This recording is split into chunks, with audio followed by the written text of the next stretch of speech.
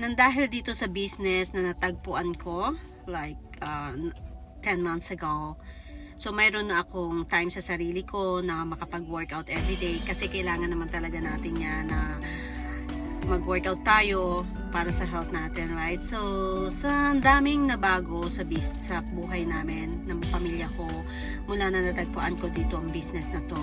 So, yung asawa ko nakauwi sa Pilipinas after 11 years, and then ako, nakabook na ako going Philippines on September, and then may travel ako here in the USA sa September 2.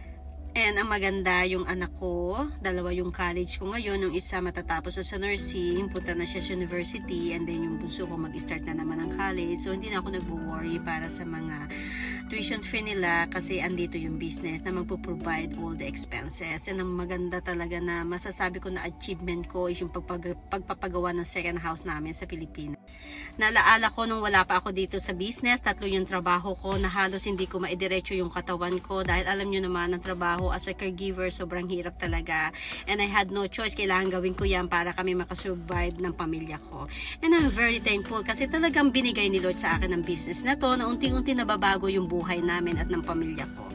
And madali lang naman gawin ang business basta meron ka lang iPhone, iPad, and laptop plus Wi-Fi. Pwede mong gawin to anywhere, anytime. Kahit nakabakasyon ka, magagawa mo yung business. And itong business ay legit nakaregister sa federal tax and pwede mong i-write offs lahat na magagastos mo regarding sa business. And maganda po dito sa business, ito ay automated system. 90% na system na ang gagawa, 10% lang ilalagay mo dito. Kaya pwede mo itong gawin habang nagtatrabaho ka, diba? Sobrang ganda ng business. And ito po ay global. Marami akong business partner all over the world. So, kung gusto nyo rin mabago ang buhay nyo, tulad ko, i-PM nyo lang ako, ituturo ko sa inyo.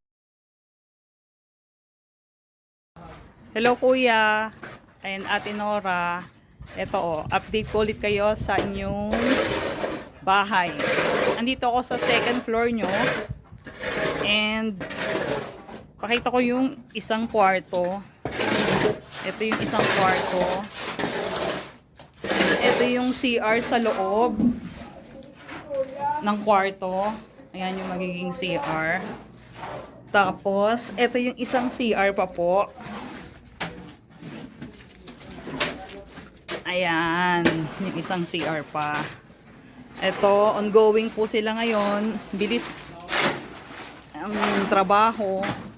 At ito daw po yung isa pang kwarto na gagawin. Ayan, ang bilis ng development ng bahay nyo. Congrats, Tenor, sa business mo. So, eto na po. Ayan. Nakabiga na sila. Nagbibiga na rin sila for second floor. Ingat lagi dyan. Bye-bye.